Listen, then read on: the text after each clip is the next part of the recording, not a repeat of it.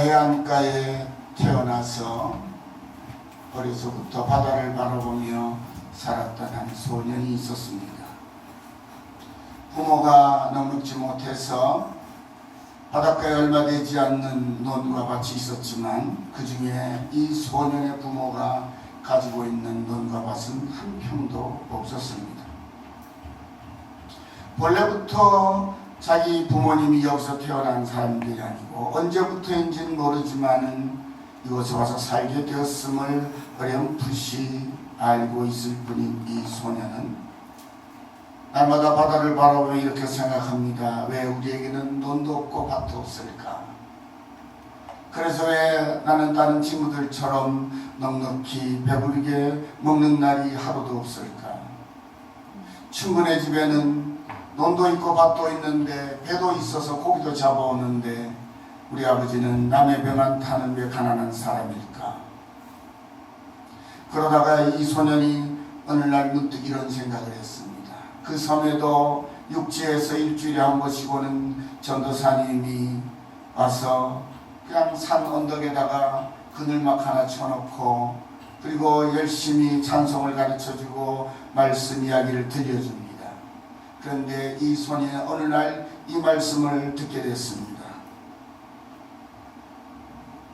너희 믿음이 적은 까닭이니라. 진실로 너희에게 이르노니 만일 너희에게 믿음이 겨자씨 한 알만큼만 있어도 이 산을 명하여 여기서 저기로 옮겨지라 하면 옮겨질 것이요 너희가 못할 것이 없으리라. 이 소년이 이 말씀에 마음이 팍 꽂혔습니다. 저 뒷산 들어다가 저 바닷가에다가 메꾸면 우리도 논이 굉장히 많을 텐데 내가 그것을 한번 시작해 볼까? 이 소년은 그런 엉뚱한 생각을 하면서도 자기 힘으로는 그것이 안 될 것이라고 계속해서 또 낙심하고 산을 들어서 어떻게 해서 다 메꾼단 말이냐 그런 생각을 했습니다. 여러분, 그러나 중국 고사 가운데 우리가 흔히 들으신 분은 들어요. 우공이산이라는 사자성어가 있죠. 우공이산, 어리석은 노인이 산을 들어 옮겼다. 그게 우공이산입니다. 그 이야기는 이렇습니다.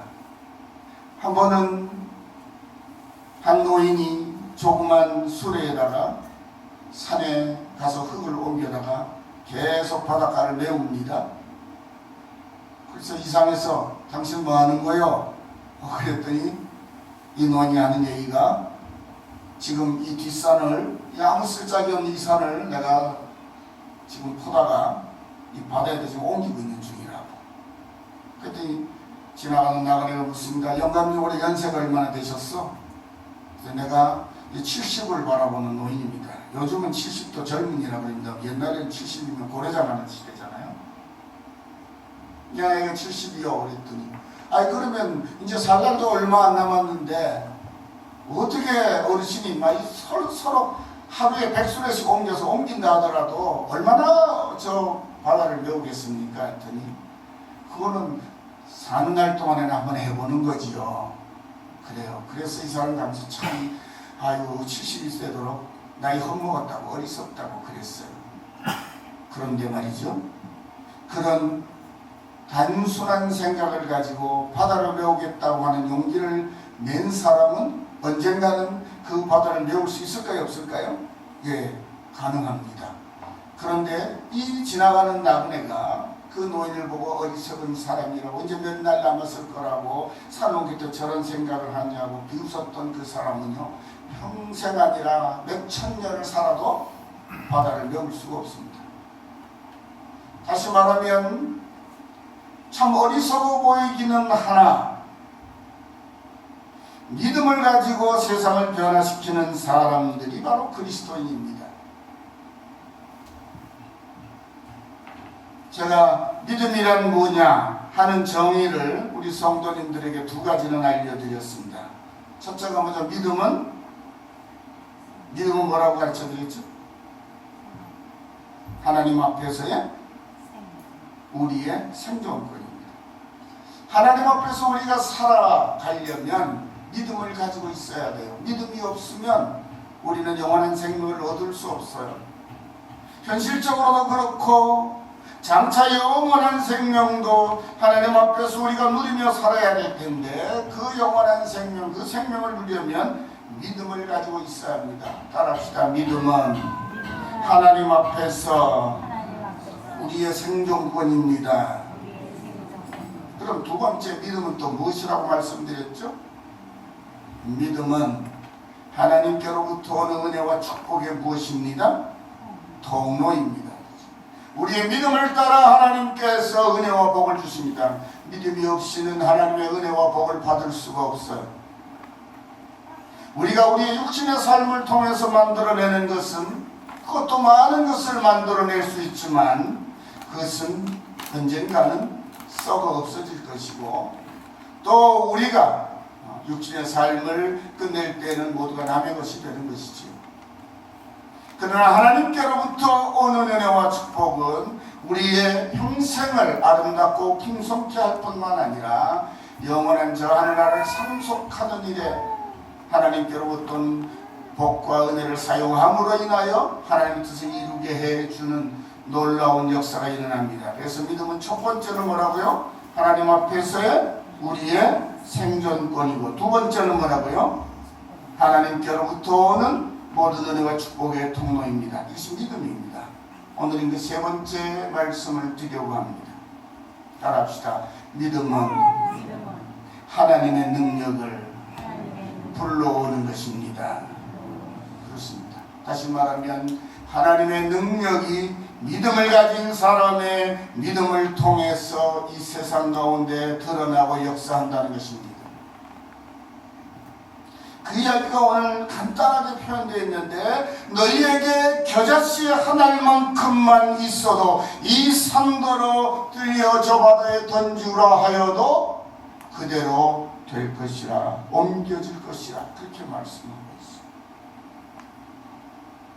오늘 본문 말씀 이전의 사건은 예수님께서 베드로와 요한과 야고보를 데리고 변화산에 올라가셔서 그 변화산에서 변형대사 모세와 엘리야와 함께 하늘의 놀라운 신비한 광경들을 보여주셨습니다. 그리고는 이제 제자들이 다시 내려왔는데 예수님께서 그런 하늘의 놀라운 영광의 세계를 세 제자에게 보여주시고 그렇게 당신의 십자가 죽으심에 대해서 의논하시고 그런 광경을 보여서 내려오시는 동안에 산 밑에서 제자들에게 한 사람이 아이 하나를 데리고 찾아왔습니다. 그 아이는 간질병 환자, 귀신 들려서 그냥 내 이상이 아닌 귀신에 사로잡혀서 간질발작을 일으키는 외아들을 하나를 두고 있는 아버지가 자기 아들을 데리고 먼 길을 걸어서 주님을 찾아왔을 것입니다. 그런데 주님은 계시지 않고 주님의 제자들만 있는데 제자들에게 가서 주님의 제자들이니까 그래도 능력이 예수님만은 못해도 그래도 이 주님이 예수님의 제자니까 그래도 죽은 자를 살리시는 예수님보다는 못하지만 이 정도는 어떻게 해줄 수 있지 않겠는가. 그래서 자기 아들을 데려서 고쳐달라고 했습니다. 9 제자가 예수님 없는데 큰 일을 만났습니다. 그런데 이 제자들은 과거에 예수님이 보내심을 받아서 이스라엘 땅 곳곳에 흩어져 다니면서 복음을 전하는 가운데 병든 자가 일어나고 막 놀라운 역사가 되면서 경험했습니까? 안 했습니까? 한 사람들이죠. 그러니까 이번에도 어떻게 될 거야. 그러고 막 귀신아 물러가라. 일어날지어다. 아멘 할렐루야. 막 난리법석을 치웠겠죠. 그런데 아무런 변화도 일어나지 않습니다. 이 아이의 간질발작은 계속 더 심한 모습을 보입니다. 막 거품을 품고 막 넘어갑니다. 당황합니다. 이 제자들이 어쩌면 좋지 왜 우리는 안 되는 거야. 왜 전에는 되더니 왜 이제는 안 되는 거야. 막 그러고 난리가 났을 것입니다. 그런데 예수님이 세 제자를 데리고 내렸습니다. 웬일이냐고 묻습니다. 아이의 아버지가 예수님께 쫓아와서 이렇게 말합니다.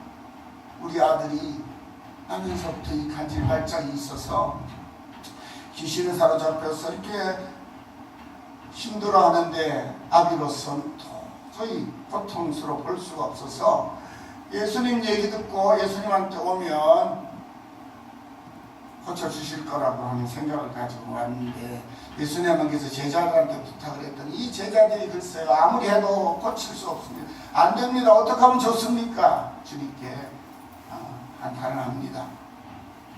그랬더니 주님께서 하시는 대답이 아주 무섭습니다. 오늘 17절 보시죠. 예수께서 대답하여 이르시되 아들 못 고쳤다 그러는데 믿음이 없고 패역한 세대요. 내가 얼마나 너희와 함께 있으니 얼마나 너희에게 참으리요. 그를 이리로 데려오라. 어떤 세대라고요? 믿음이 없고 패역한 세대요. 내 아들을 제자들이 고쳐주지 못합니다. 어떻게 하면 좋습니까? 그러면 내가 고쳐주마. 그렇게만 말씀하셔도 될 것 같은데 앞에 답니다. 믿음이 없고 패역한 세대. 여러분 똑같은 병영 구절이 마가복음 9장에도 나오고 누가복음 9장에도 나와요. 근데 똑같이 이야기가 조금씩 전개하는 방식이 다른데 믿음이 없는 세대요, 믿음이 없고 패역한 세대요, 꾸짖는 말씀은 똑같이 세 군데 다 나와요. 똑같은 이야기를 이 성경을 기록한 마태나 마가나 누가는 조금씩 다르게 기록하고 있는데 이 부분만은 똑같아요. 그러니 왜 세상 가운데 이렇게 끔찍하고 고통스러운 일들이 일어나고 있고 이 끔찍하고 고통스러운 일에서 자유함을 얻지 못하느냐? 믿음이 없고 패역한 심령으로 살았기 때문에 그렇다고 주님은 꾸짖으시는 거예요. 누구에게? 하나님이라고 섬기는 사람들에게 하신 말씀입니다. 세상 사람들에게 하는 말이 아니에요. 주님의 능력을 기대하면서 찾아왔던 이 어린 간질병 환자의 아버지나 그 부탁을 받고도 그 질병을 해결하지 못한 제자들 모두가 다 믿음이 없고 패역한 세대에 속한 사람들이라는 것입니다. 이스라엘 모두가 믿음을 잃어버리고 패역한 삶을 살고 있기에 끊임없이 이런 곤란하고 감당이 안 되는 안타까운 일들이 일어나고 있다는 주님의 지적입니다. 오늘날 우리 사회가 이렇게 부패하고 무질서하며 질병은 또 왜 해마다 새로운 질병들이 자꾸 일어나죠. 그렇잖아요. 금년에 가장 우리의 주목을 끈 질병은 뭐죠? 예전에 잘 못 들어봤던 질병. 그게 뭐죠? 올림픽을 하면서 걱정했던 지카 바이러스라는 거죠. 이제는 에이즈쯤은 아무것도 아니에요.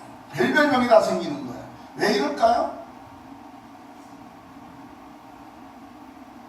하나님이 우리에게 질병을 주셨을까요? 현대인들에게 일어나는 수많은 질병 가운데 그 질병이 극성을 일으키며 세계로 전파되는 배경에는 음란한 사람들의 세태가 큰 공로를 해요.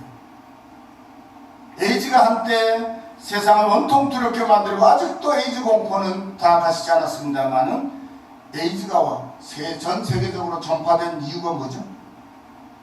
여행객들의 음란한 성행위 때문이죠. 그 전 옮기는 거예요. 사람이 우리를 다 옮겨요. 큰 질병이 아닌 것 같은 질병으로 한 지역의 토속병으로 있던 것들이 이제 온 세계에 퍼지는 일들을 이 패역한 세대가 만들어가고 있다는 것입니다. 여러분, 제자들이 병을 고치지 못한 것도 그 아버지가 그 아들을 데리고 지금까지 애태우고 살았던 것도 저들의 심령 가운데 하나님을 향한 믿음들이 없고 세상에서 어떻게든 살아남으려고 하는 세상적인 사고방식, 세상적인 생활습관, 세상을 닮아가려고 하는 그런 모습들이 그들 속에 가득했다는 것이죠. 우리가 예수를 믿는다고 하지만 예수를 믿는 믿음의 사람으로서 우리 안에 품어야 할 온유하고 겸손하고 정직하고 건강한 삶의 자세보다는 어떻게든지 세상 가운데 남보다 더 앞서고 더 뛰어나고 더 많은 것을 가져야 되겠고, 우리의 욕심이 우리의 마음을 지배하게 되면 우리의 마음에서 믿음이 사라지기 시작합니다. 여러분, 우리의 헛된 욕심이 얼마나 무서운 것인가 하면요, 우리의 마음에서 믿음을 몰아내는 거예요. 죄가 우리의 마음을 주장하기 시작하면 우리의 믿음이 힘을 잃어버려요. 그래서 하나님 앞에서의 참된 생존권이 흔들리기 시작합니다. 하나님께로부터 내려오는 온갖 은혜와 축복들이 메마르기 시작합니다. 그러면 그 다음에 아무것도 할 수 없는 무기력한 존재가 되는 것이에요. 제자들이 지금 그렇습니다. 제자들은 주님이 잠깐만 보이지 않으면 자기들끼리 뭐하죠? 주님이 잠깐만 보이시지 않으면 자기들끼리 뭐해요? 복음서를 많이 읽어봤으니까 다 아시잖아요. 뭐하죠? 자기들끼리, 제자들끼리? 우리끼리 서열 정하자. 서열. 우리 주님이 임금님 되고 나면 누가 국무총리하고 누가 장관하고 누가 뭐 할 건지, 비서실장은 누가 할 건지 그거 정하자. 누가 잘난가 한번 우리끼리 한번 알아보자. 그래서 자기네끼리 도토리 키재기 맨날 하잖아요. 주님이 보이지만 않으면 믿음은 어딜 가버리고 욕심이 막 올라오는 거예요. 어떡할까? 근데 그 중에 가장 눈치 빨랐던 제자 가룟 유다는요, 주님이 진짜 왕이 되실 생각이 없구나 하는 걸 일찍이 간파했어요. 주님은 세상의 왕이 되려오신 분이 아니잖아요. 주님은 모든 세상 죄인들의 대속 제물이 되시기 위해서 오셔서 그 이야기를 계속 하십니다. 눈치 빠른 가룟 유다는 계산을 탁탁 해본 거예요. 야, 이렇게 되면 아무것도 아니네. 예수님 따라다니면 예수님이 결국 관원들에게 잡혀서 뭐 빠가 죽이고 사흘 만에 부활한다 그러지만 그건 그때 가봐야 하는 거고, 하나 주님이 가시는 길은 그 길이구나. 그럼 주님 따라가면 자기도 어떻게 해요? 그렇게 죽음의 길로 갈 수 있겠구나. 그러니 주님 그렇게 되기 전에 내 이속부터 챙기자. 그래서 제사장들에게 가서 내가 우리 주님을 팔 테니까 돈 주시오, 돈. 그랬더니 이 제사장들이 얼마를 줍니까? 은 30을 준다. 은 30이 뭐예요? 노예 한 사람의 값이에요. 세상에 바다의 풍랑을 잠잠케 하시고 병든 자를 고치시고 죽은 자를 살리시는 예수님을 자기 마음에 안 든다고 세상에 노예 한 사람의 값을 갖고 팔아먹다니요. 여러분, 욕심이 일어나면 이렇게 좌우분별이 안 되는 것입니다. 결국 자기 죽을 일을 자기 스스로 택하게 되는 거죠. 여러분, 제자들은 여전히 믿음이 없는 사람들이에요. 예수님을 따라 3년을 따라다니며 배웠는데도, 보고 배웠는데도 믿음이 자리 잡지를 못했어요. 왜요? 욕심이 발에 깔려 있었습니다. 여러분, 이렇던 제자들이 예수님 부활 승천하시고 성령의 충만함을 입어서 믿음을 온전히 가지게 되니까 어떻게 돼요? 주님 가신 길 그대로 따라갑니다.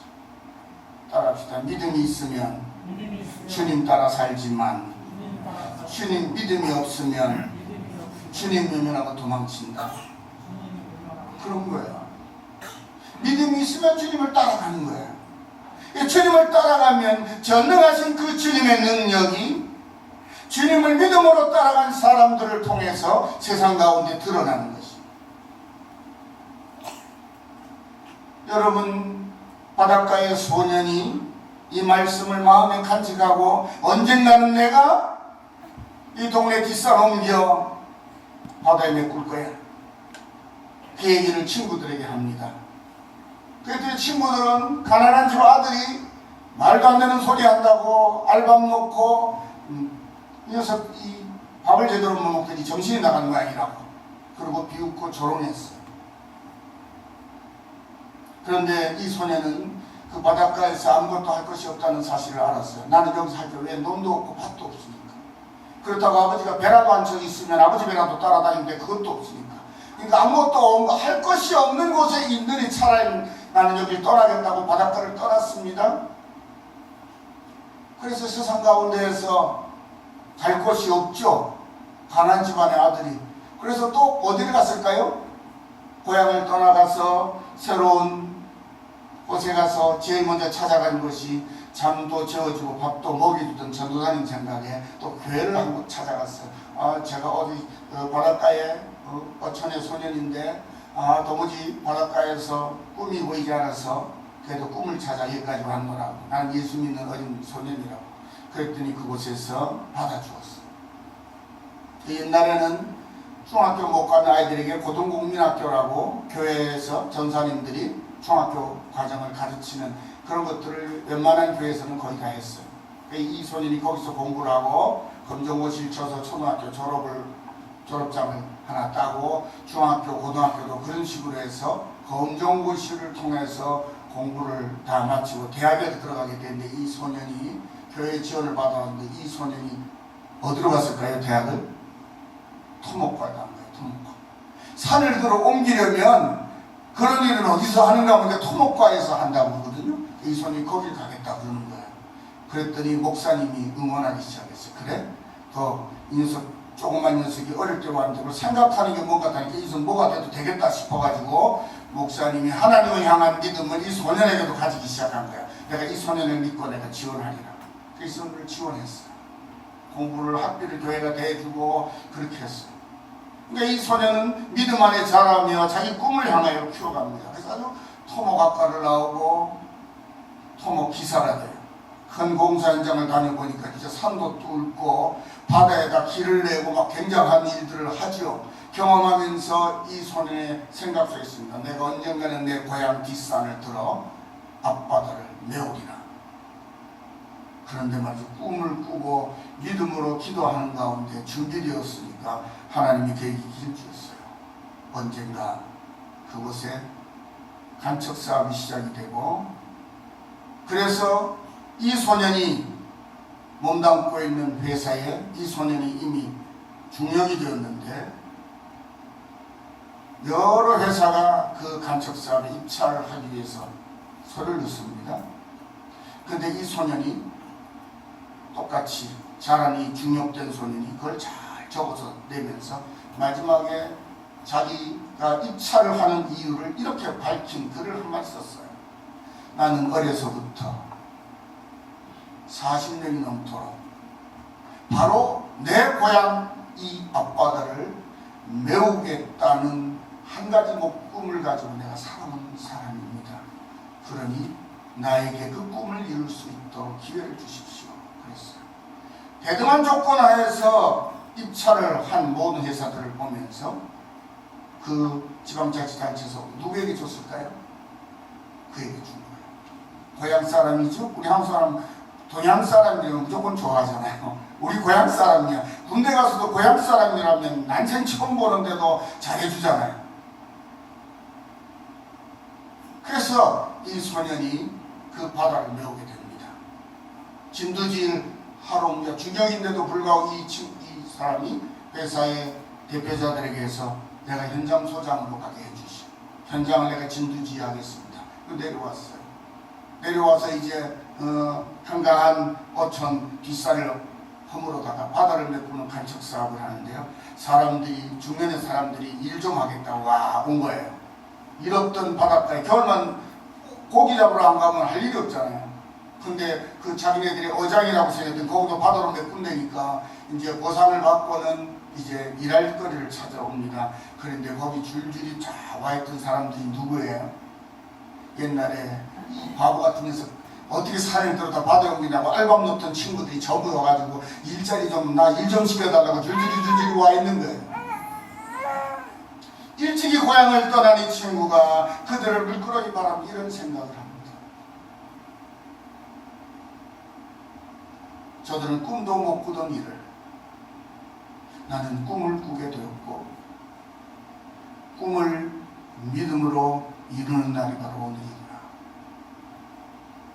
사랑하는 성도 여러분, 믿음을 가지면 따라합시다. 믿음을 가지면 행동하게 되고 행동하게 되면 역사가 일어납니다. 그런 거죠. 오늘날 한국교회가 무력한 이유 가운데 하나는 세계 어느 나라 어느 기독교인보다 믿음이 뜨겁고 열정적이라고 알려져 있죠. 그런데요, 사실은 뜨겁기만 하고 힘은 없어요. 한국교회, 교회도 마찬가지로 신앙에도 냄비 근성 같은 게 있어가지고요, 집회하고 뭐 하면 굉장하죠. 요란해요. 그런데 끝나고 나면 언제 그랬느냐는 듯이 그냥 싸늘하게 식어버리잖아요. 믿음을 추상적으로 머릿속에 가슴속에 담아두는 것만으로 더 이상의 믿음이 드러나지 않는 모습이 바로 우리의 믿음이 아닌가 생각합니다. 여러분, 믿음이 세 번째로 뭐라고요? 하나님이 역사하시는 통로라. 하나님의 역사가 나타나는, 하나님의 능력이 나타나는 통로라. 그런데 하나님의 능력이 믿음을 통해서 나타나려면 이 믿음이 행동하는 믿음이 되어야 되는 것이에요. 움직여야 한다는 말이에요. 우리가 하나님의 뜻을 이루고자 하는 아름다운 꿈들을 가지고 있다면 그 꿈은 언젠가는 이루어지겠지. 누군가 그 꿈을 이루어낼 거야. 그러는 것이 믿음이 아니고, 그러면 그 꿈을 이루면 내가 감당해야 할 몫은 무엇이고 내가 할 일은 무엇인지를 생각하는 겁니다. 생각만 하는 게 아니고 마음의 결정이 되면 하나님을 믿는 믿음을 가지고 나는 순종하고 역사는 하나님이 하신다 하는 믿음을 가지고 행동하는 것이죠. 그래서 많은 분들이 그런 얘기합니다. 믿음이라는 단어는 명사가 아니고 믿는다 하는 동사로서의 의미가 더 크다 그 말이죠. 그냥 막연하게 믿는다 개념적인 게 아니고 믿기에 그렇게 산다, 믿기에 그렇게 행동한다, 믿기에 그렇게 움직인다 하는 것입니다. 제가 어릴 적 들었던 말 가운데 어른들이 함께 모여서 막 얘기하면 나라 걱정을 굉장히 많이들 하시더라고요. 제가 왜 그런 얘기를 어떻게 잘 들었냐, 제가 아버지에게 일찌감치 장기를 배워가지고 나이 7살 때 우리 집에서는 제가 장기를 제일 잘 뒀어요. 우리 아버지 빼놓고는. 우리 형님이 저한테 장기를 못 이겼어요. 나 8살이나 많은데도. 그러다 보니까 제가 장기를 잘 두는 줄 알고 저희 집에 오래된 장기판, 큼지막한 장기하라고 장기판이 진짜 오래된 게 있었어요. 아주 특수한 나무에다가 다 새겨놓은 글을, 우리 할아버지께서 어떤 글을, 이 나무를 잘 새기는 사람을 불러 목각을 잘하는 사람들한테 데려다가 나무를 깎아서 주문해서 만드셨다는 얘기를 제가 들은 것 같아요. 그게 우리 집에 있었어요.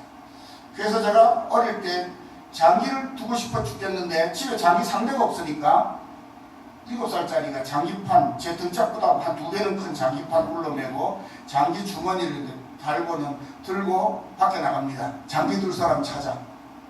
제가 생각해도 참 괴짜죠. 제가 괴상한 아이였어요. 그래 가면 어디 가면 장기 두는 사람들이 많아요? 동네 복덕방이나 동네 전방에 가면 장기 두는 할아버지 아저씨들이 꼭 있어요. 그럼 거기 가가지고 그걸 울러내고 떡 쳐다보고 있습니다. 그러면서 이제 훈수 둡니다.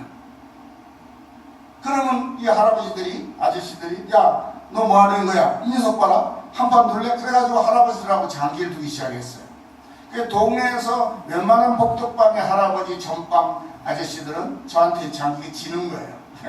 저는 이제 그 할아버지 장기 두면서 배우죠. 그런데 장기를 안 둬줄 때가 있으면 시국 걱정할 때는 그분들이 나라 걱정할 때는 제가 장기판 들고 와도 장기 소리 안 하는 거예요. 근데 막 걱정들을 해요. 그런데 걱정만 했지 나라가 그러니까 우리가 어떻게 하면 되느냐 얘기는 없는 거예요. 전부 다 다른 사람이 대통령이 잘해야 되고 장관이 잘해야 되고 국회의원이 잘해야 되고 뭐 경찰이 잘해야 되고 남 잘해야 된다지 자기네들은 어떻게 할지 없어요. 그래서 제가 집에 돌아와서 아버지가 제가 또 한 번 돌아오니까 너 자기 판매고 어디 갔다 있냐 복덕방 갔다 왔지 그래. 거기 가서 자기 누구하고 되고 오늘은 자기 한 판도 못 듣고 나라 걱정하는 사람들 얘기만 들었다 그랬더니 아버지가 하시는 말씀이 그들이 다 우국지사란다. 나라를 걱정하는 지사들이래요. 그래서 제가 그때 그런 말 했어요. 저 사람들은 전부 안방장군들이라. 그랬더니 아버지가 그게 무슨 소리냐 그러시더라고요. 저 사람들은 자기 집 안방에서만 장군이지 전쟁터에는 절대로 못 나가는 사람들이더라고. 제가 7살 때 우리 아버지한테 그 얘기해서 아버지 깜짝 놀라셨을 거예요. 근데 그 생각이 변함이 없어요. 지금도. 안방장군은 아무 소용없어요. 집에서 큰 소리 치는 사람 아무 소용없어요. 여러분 모두 저나 여러분은 전부 다 큰 소리 치기로 하면 누구한테 질 사람 있어요? 한 사람도 없을 것 같아요. 근데 막상 나가서 실력을 겨루면 한 사람도 못 이길 사람이 수두룩하잖아요. 그리고 우리 믿음도 내 안에 갇혀 있어서 아무것도 일으켜내지 못한 안방장국 같은 믿음은 그 믿음이 아니에요. 그런 믿음으로는 하나님의 능력이 우리의 믿음을 통해서 세상의 역사를 일으키는 일에 기여하지 못해요. 우리가 믿는 바를 따라서 어리석은 노인이 70이 됐음에도 불구하고 산을 메꿔야 되겠다는 생각 때문에 수레를 끌고 가서 언제 죽을지 모르니 시작했어요. 이 노인이 그에게 이렇게 묻습니다. 노인에게 지나가던 나그네 이렇게 물은 거예요. 당신이 이제 70이 넘었는데 언제 살아서는 총을 메꿀 거냐 그랬더니 이 노인이 이렇게 대답하죠. 내가 메꾸다가 다 못 메꾸면 우리 아들이 메꾸고 우리 아들이 다 못 메꾸면 우리 손자가 메꾸고 우리 손자가 다 못 메꾸면 증손자 고손자 대를 이어가며 메꿀 겁니다. 그렇게 대답을 하죠.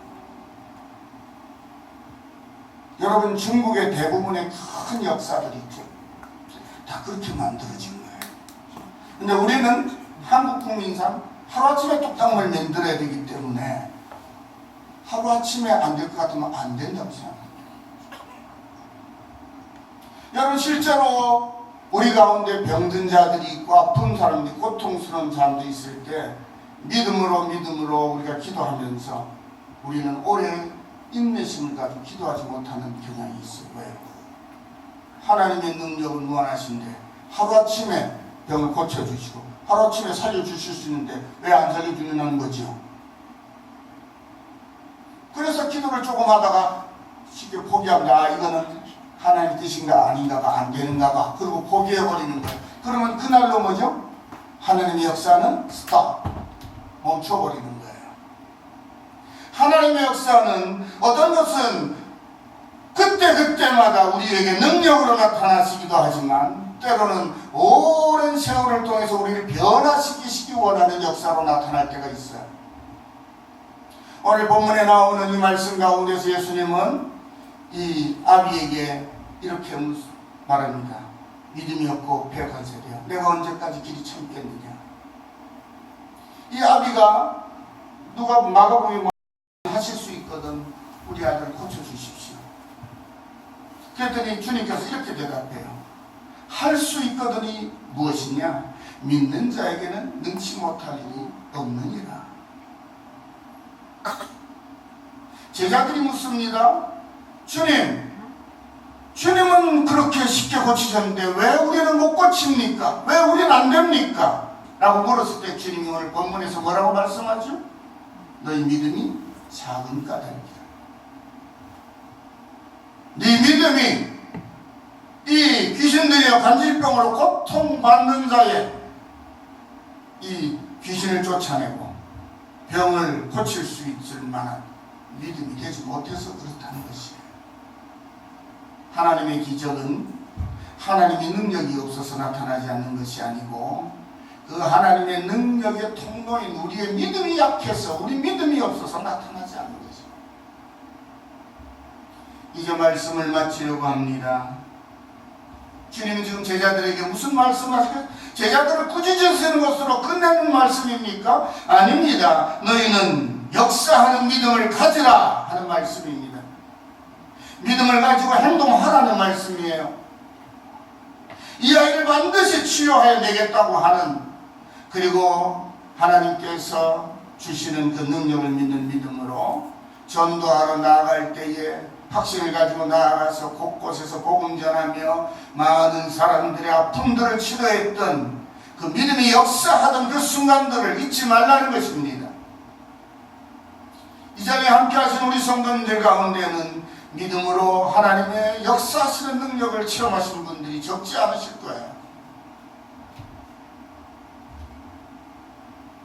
적어도 믿음으로 진실하게 하나님을 섬기며 살았던 성도들은 평생에 적어도 몇 차례는 사람의 말로 이해할 수 없고 사람의 생각으로는 이해할 수 없는 그런 하나님의 능력들을 다 경험하시게 됩니다. 그리고 그런 것을 통해서 더욱더 온전한 믿음으로 굳게 서게 되고 그 믿음으로 항상 주의 뜻을 이루어가는 일에 적극적인 성도로 헌신하게 되는 거죠. 그것이 오늘의 한국교회를 만들어낸 것입니다. 오늘의 한국교회는 저절로 세월과 함께 이렇게 된 교회가 아니에요.